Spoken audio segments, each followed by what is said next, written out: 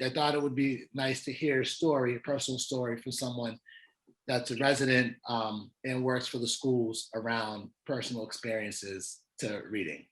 And now I'm gonna ask Zuleka to share briefly about her experience. Hello, everyone. As Sean mentioned, I was invited to share my experiences, not only as a CPSD OSS parent, but as a former CPSD special education student. Um, I want to start by saying that yesterday I was named to Bunker Hill Community College's Phi Beta Kappa Honor Society's all mass academic team.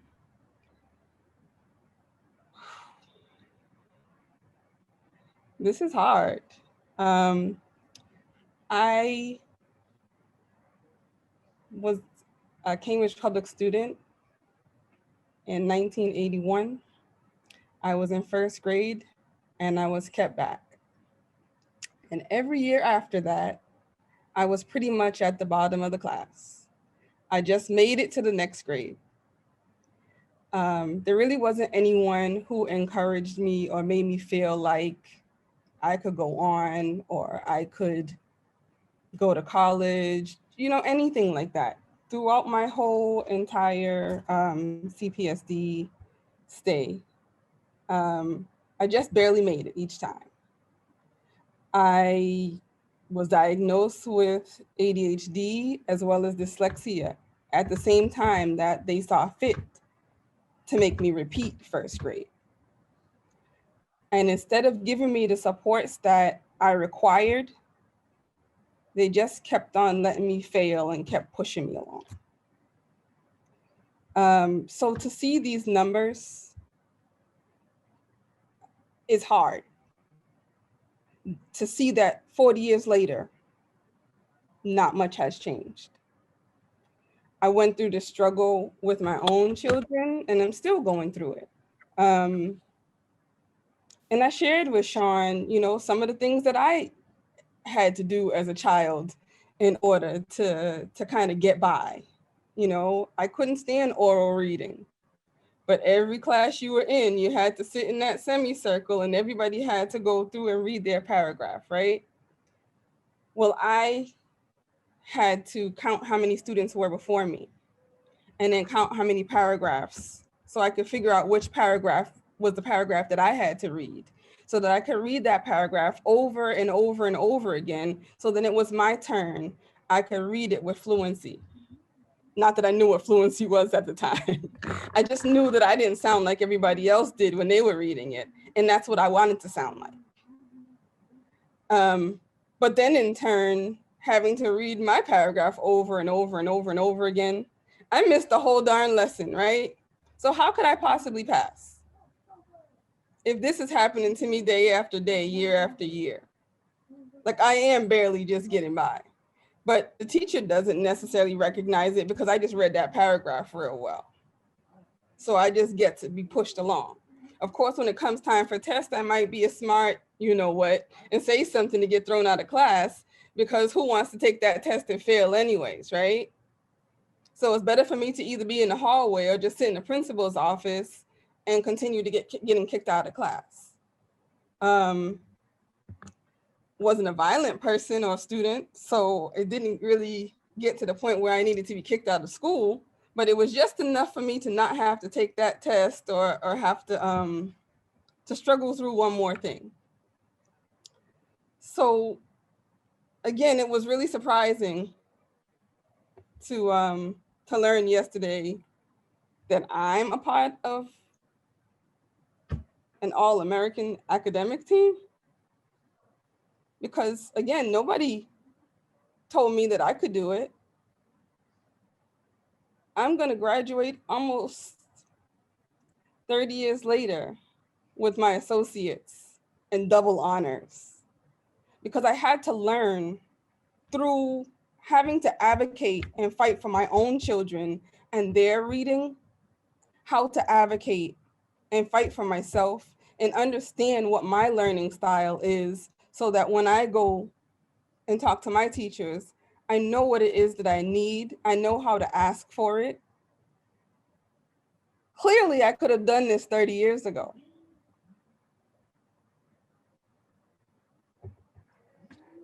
Thank you. Zuleka, before anything, I want to say congratulations. Amazing achievement, extremely resilient, and you embody what we're all working towards, right?